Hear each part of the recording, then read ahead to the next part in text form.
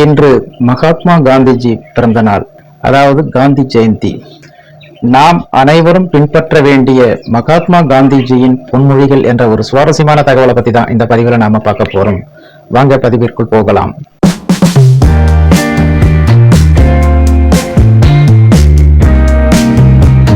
நீ எந்த விதமான உலகத்தை பார்க்க விரும்புகிறாயோ அதை போல நீ மாறு.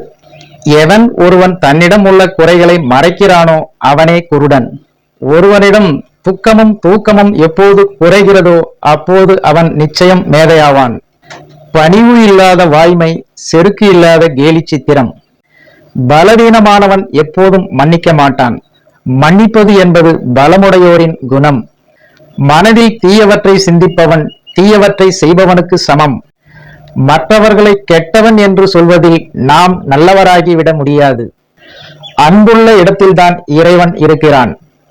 கண் பார்வை அற்றவன் குருடன் அல்ல, தன்னுடைய குறைகளை மறைப்பவனே குருடன். நீங்கள் எதை சிந்தித்தாலும் அதை உங்களது உள்ளத்திற்கும் உலகத்திற்கும் உண்மையாகவே நடந்து கொள்ளுங்கள். ஓகே ஃப்ரெண்ட்ஸ், மகாத்மா காந்தியின் இந்த ஒரு பொன்மொழிகள் உங்களுக்கு பிடித்திருக்கும் என நம்புகிறேன். நன்றி, வணக்கம்.